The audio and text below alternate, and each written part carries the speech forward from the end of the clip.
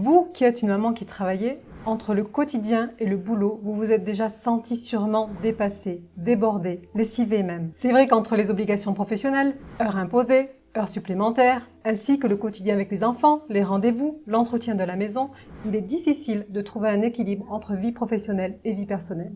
Parfois, on a du mal à tout gérer, ce qui est bien normal au vu de la quantité d'obligations auxquelles vous devez faire face. On est fatigué, irritable, on culpabilise car forcément on loupe des moments avec nos proches. Et souvent on manque de patience envers nos enfants et envers notre conjoint. On est à bout, on s'emballe, on perd le contrôle. Et ce n'est ni bon pour vous, ni pour votre entourage qui du coup a un quotidien moins harmonieux que vous le souhaiteriez. Pourtant, il est possible de s'organiser pour gagner du temps tout en restant zen. Bonjour, je suis Aurélie du cabinet Un pas vers l'autre. Mon métier est d'accompagner les personnes qui viennent à moi vers un mieux-être. Je les aide à se sentir mieux dans les étapes difficiles de leur vie. Alors aujourd'hui, en tant que maman de 4 enfants, je vais vous donner 5 conseils pour concilier vie pro et vie perso quand on est une maman active. Et tout ça en moins de 5 minutes. Voici 5 conseils faciles pour y parvenir. Conseil numéro 1, définissez vos priorités.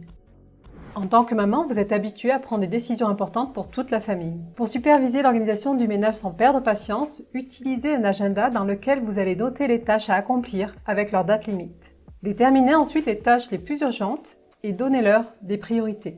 Pour ça, je vous conseille d'utiliser Google Agenda, une application gratuite sur tous les téléphones.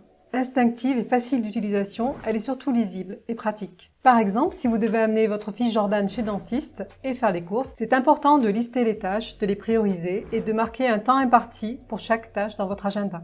L'idée en fait, c'est d'estimer le temps que va prendre chaque tâche, de la noter dans le planning afin d'avoir ensuite une idée générale de votre journée.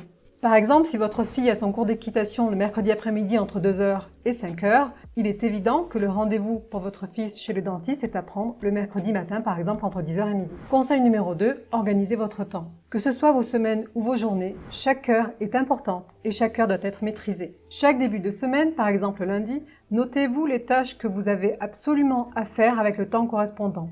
Par exemple, courses, rendez-vous, activités.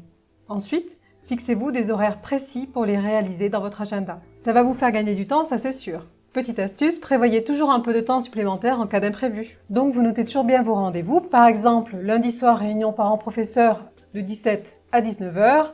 Mercredi matin, séance d'aquagym de 11h à midi. Et jeudi, les courses de 11h à midi. Vous notez bien toutes ces tâches dans votre agenda en prévoyant toujours une petite marge supplémentaire. Conseil numéro 3, apprenez à dire non. Il s'agit peut-être du conseil le plus difficile à mettre en place. Changer sa vision des choses pour ne pas toujours accepter de venir en aide aux autres, pour se préserver soi et favoriser le temps passé avec nos proches.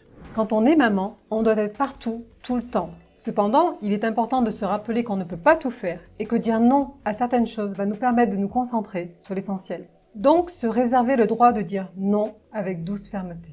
En fait, c'est une étape clé dans la gestion de votre temps et l'amélioration de votre humeur. Par exemple, vous pouvez dire « Non chérie, je suis désolée, je ne peux pas amener Chloé cet après-midi au cheval. Pourrais-tu le faire pour moi ?»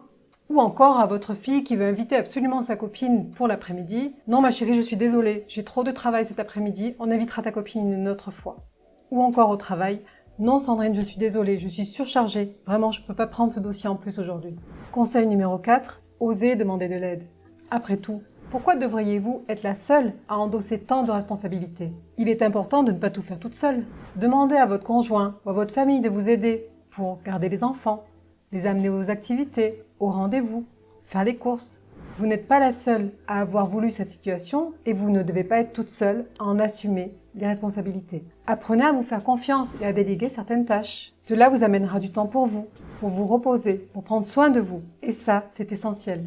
N'est-il pas préférable de laisser votre conjoint amener votre fille à l'équitation, ce qui vous permettra à vous de vous occuper de votre fils l'après-midi et de ne pas avoir plein de trajets à faire dans la même journée.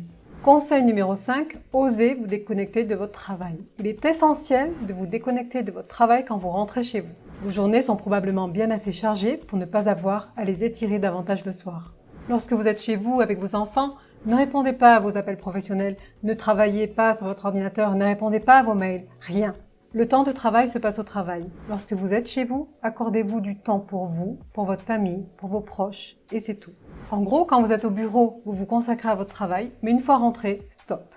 Marquez clairement une friction entre votre temps de travail et votre temps personnel. Vous le méritez.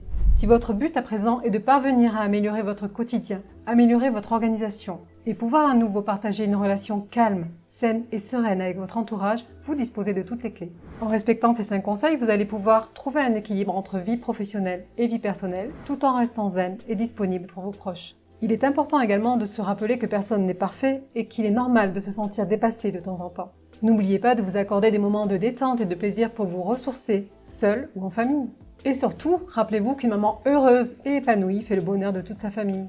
Voilà, je vous remercie pour le temps et la confiance que vous m'avez accordé. J'espère que ma vidéo vous a plu et qu'elle va vous aider dans votre quotidien. Vous retrouverez tout un tas d'autres vidéos sur ma chaîne YouTube et de publications sur ma page Facebook et Instagram. Je vous mets le lien dans la description. N'hésitez pas à liker la vidéo, vous abonner, mais surtout à la partager pour aider votre entourage. À bientôt!